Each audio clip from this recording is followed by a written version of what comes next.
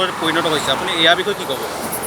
আচলতে চাওক, এই পথছোৱা আজি বহু বছৰ ধৰি পেলাই ইয়াত এটা ডাষ্টবিনত পৰিণত হৈছে। ইয়াৰ দুই কাষে জাবৰৰ দম গোট খাইছে। গোট খোৱাৰ ফলত এতিয়া জনস্বাস্থ্যৰ প্ৰতি ভয়ংকৰভাৱে এটা ভাবুকি কঢ়িয়াই অনা পৰিলক্ষিত হৈছে। আৰু এটা কথা ক'ব লাগিব, ইয়াত যিটো ফৰেষ্ট বিভাগৰ ইয়াত যিহেতু গছ গছনি ইয়াতে ৰোপণ কৰা আছে ফৰেষ্ট বিভাগৰ, কিন্তু ফৰেষ্ট বিভাগে ইয়াতে আহি ৰৈ পেলাই তেওঁলোকৰ যিখিনি কৰ্ম সেইখিনি কৰ্ম কৰি থাকে, কিন্তু এইখিনি চকুত নপৰে। এই জাবৰ দমৰ ওপৰত কেতিয়াও চকু নপৰে। এতিয়া জাবৰসমূহ গেলি পচি জনস্বাস্থ্যৰ প্ৰতি ভাবুকি আনিছে আৰু লগতে এনেকুৱা দুৰ্গন্ধময় পৰিৱেশৰ সৃষ্টি হৈছে। এইফালেদি মানে পথাচাৰী কোনোপধ্যে যাতায়াত কৰিব পৰা ব্যৱস্থা নাই। ইয়াতে কোনো জিৰণি ল'বৰ কাৰণে মানে ব্যৱস্থা নাইকিয়া আছে, কেৱল এই জাবৰ দমৰ বাবে। আৰু আমি এই পথাচাৰী হিচাপে এটাই আমি আহ্বান জনাম জিলা প্ৰশাসনক, অতি শীঘ্ৰে এইসমূহ ইয়াৰ পৰা জাবৰসমূহ নিষ্কাশন কৰিব লাগে। পৰিৱেশ প্ৰদূষণ হৈছে, পৰিৱেশ আমি প্ৰদূষিত কৰিব দিব নোৱাৰোঁ। পৰিৱেশৰ লগতে আমাৰ ইয়াত জাবৰ পেলোৱাৰ লগে লগে আমাৰ কৃষিভূমিও কিছু কথা আছে, খেতিপথাৰ নষ্ট হৈছে।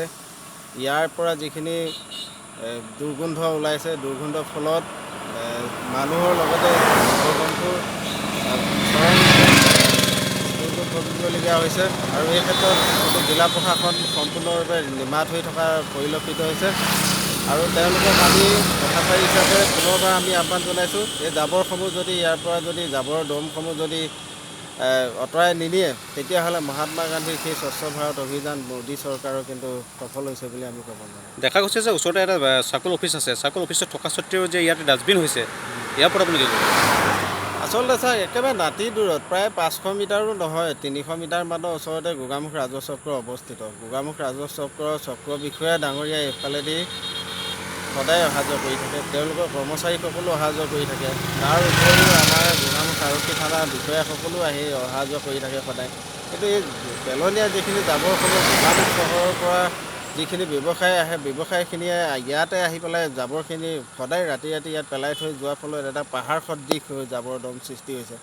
ফলত ইয়াতে গেলাই পচি পেলাই জনস্বাস্থ্যৰ প্ৰতি চৰম ভাবুকি কঢ়িয়াই আনিছে। আৰু ইয়াৰ ওপৰত কঠোৰ দম ব্যৱস্থা গ্ৰহণ কৰিব লাগে। আৰু ব্যৱসায়ীসকলক সতৰ্ক কৰি দিব লাগে যে এনেকুৱা ধৰণৰ নেশ্যনেল হাইৱে কাষত যাতে এনেকুৱা ধৰণৰ জাবৰ দমৰ সৃষ্টি নকৰি জনস্বাস্থ্যৰ প্ৰতি ভাবুকি কঢ়িয়াই ননাকৈ এটা নিৰ্দিষ্ট জেগা তৈয়াৰ কৰি দিব লাগে জিলা প্ৰশাসনে। সেই জেগাতহে মানে জাবৰসমূহ পেলাব লাগে, য'ত নেকি আমাৰ জীৱশ্ৰেষ্ঠ মানুহ বা জীৱকুলৰ সকলোখিনি আমি সুৰক্ষিত থাকোঁ। ধন্যবাদ।